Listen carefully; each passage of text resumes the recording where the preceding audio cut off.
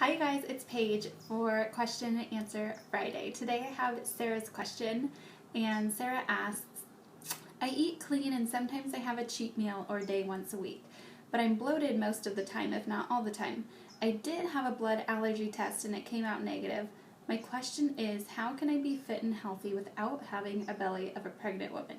My body is perfect except my belly, and that's a bother for me. So, to answer Sarah's question, the first thing I'm going to say is, maybe some of you can guess already too, is to not have a cheat meal or a cheat day. And by saying that, I don't mean don't have fun food in your diet. I mean that instead of having a day where you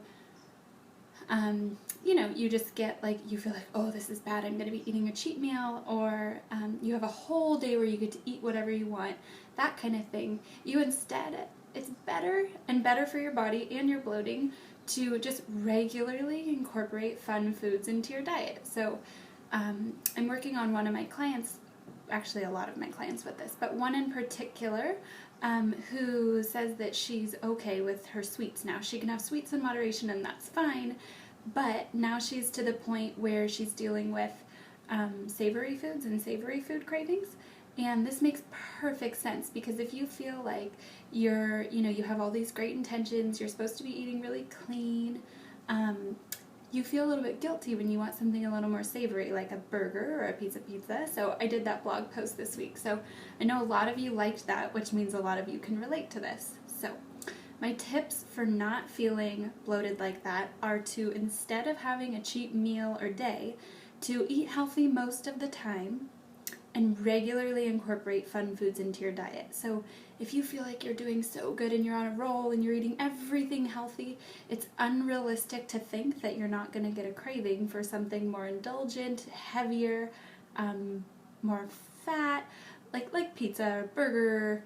I posted like tostada, tacos, savory foods like that. You're going to get a craving for those foods because our bodies crave that really deep, satisfying feeling from a meal. So instead of thinking of that as a cheat meal, think of it as a regular craving. It's completely normal and it's fine that you would crave that. And wait for your hunger.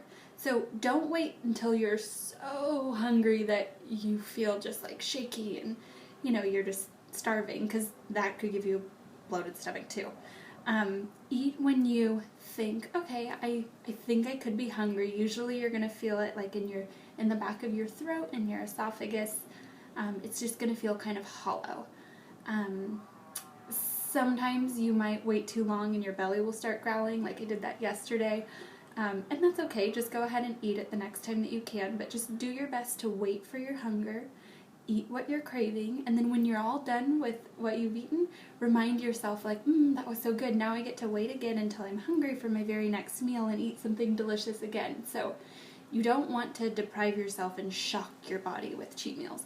You want to regularly incorporate fun food, wait for your hunger, and eat things that make you feel good, and don't eat too much of any one thing, because too much of anything can cause bloating. So if you're dealing with a lot of belly bloating, like Sarah was talking about, I would probably suggest having smaller meals more often. So you would make your breakfast just a little bit smaller, wait till you're hungry, eat again, eat again. And if you're eating smaller meals more often, it's more likely that you're going to eat 5 to 6 times in a day. And that doesn't mean 5 to 6 meals. That means like a piece of toast with 1 egg, and then maybe an apple and peanut butter, and then maybe a sandwich or half a sandwich, and then you'd eat again in an hour and a half to 2 hours or something like that. So those are my suggestions for stomach bloating. I hope that is helpful for you. If you have any other questions about this, go ahead and ask me.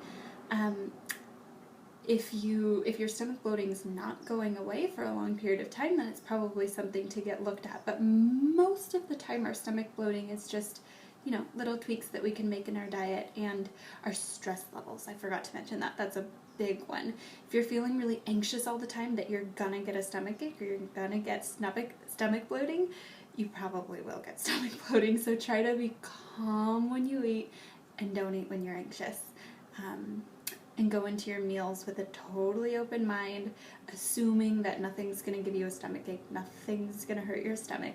And then if it does, just take note of that, and the next time you eat it, have a lot less, or maybe modify it a little bit, so that it won't hurt your stomach. All right, you guys, I hope you have a great weekend, and I'll see you again next Friday. Oh, and don't forget, this weekend is your last chance to sign up for my group program, and actually in that program we're going to be covering stomach bloat and cravings and all things like that, and I'm going to help you to completely deconstruct them and reset your relationship with food, just like I did when I first started out my journey off dieting and on to healthy living. So, all right, enjoy your weekend. Bye.